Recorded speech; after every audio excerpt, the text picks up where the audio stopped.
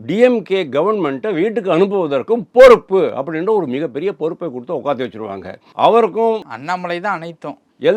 அண்ணாமலையை பதவியிலேருந்து நீக்கினாலும் கூட அண்ணாமலை தான் அனைத்தும். இந்த பக்கம் செல்வ பெருந்தகை என்னாச்சு? அதான் சார், தலைவர் பதவியிலேருந்து நீக்க போகிறாங்க அப்படின்னு சொல்லிட்டு அது ரொம்ப நாளாக கேட்டுட்டு இருக்கேன் நான். அவர் அல்ல அவர் ஜாயின் பண்ணதுலேருந்தே கேட்டுட்டு இருக்கேன். ஒரு வருஷமா நானும் கேட்டுட்டு தான் இருக்கேன்.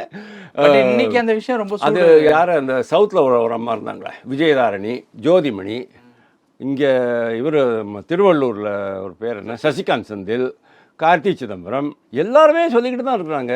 22 பேர் போயிட்டு மல்லிகார்ஜுன் கார்கே பார்த்துட்டு வந்தாங்க. அவங்க வந்து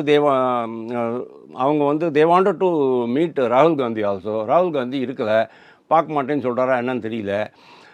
மல்லிகார்ஜுன் கார்கே 83 வயசாச்சு. இப்போ அதெல்லாம் இருக்கட்டும் சார். செல்வ பெருந்தகை மாற்றுவதற்கு காரணம் என்ன நீங்கள் சொல்லுங்கள். இப்போ தானே வந்திருக்காரு அவர்.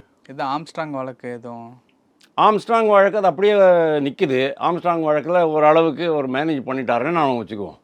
அப்புறம் வேற என்ன இருக்குது? இந்த இது துப்புரவு தொழிலாளர்கள் துப்புரவு கருவிகள் வாங்குறதுல ஊழல் நடந்திருக்கு அப்படின்னு சொல்கிறாரு. காங்கிரஸுக்கெல்லாம் ஒரு ஊழல் பெரிய விஷயமா?